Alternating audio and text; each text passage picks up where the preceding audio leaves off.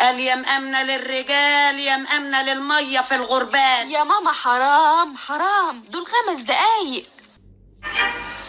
كنوز الدراما. حرام عليك يا ماما، ده جوزي طيب وابن حلال. ايه طيب وابن حلال؟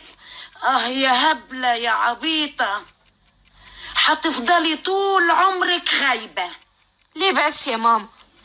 افرضي انه جوزك طيب، تقومي تقوليها لي في وشي بمنتهى التبجح، تكسري بخاطري.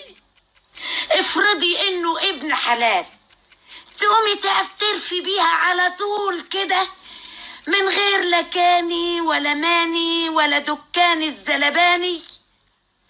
انتي لما تروحي تشتري حتة قماش من عند البياع، تروحي تشتريها على طول ولا تقعدي تفاصلي معاه وتشتريها بنص التمن؟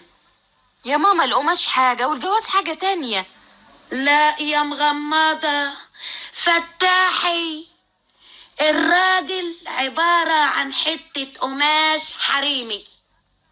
الشطرة اللي تعرف تشتريها أنقص شوية، والأشطر اللي تعرف تفصلها على قدها. يا ماما ايه الكلام ده بس؟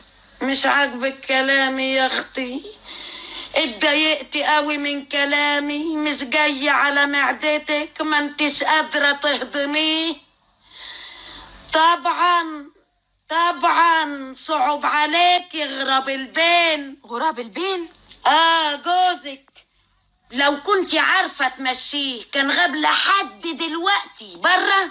ما غابش ولا حاجة يا ماما، ده بيخرج من الشغل الساعة 2 ودلوقتي يا دوب الساعة 2:05، يعني ملحقش ينزل على سلم المصلحة.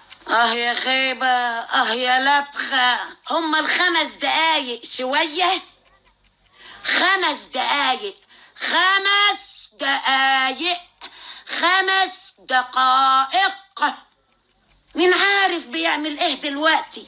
اسمعي، لابد وضروري ومن كل بيت اول ما يجي لازم تتخانقي معاه. لكن جوزي ما عملش حاجة تخليني اخانقه.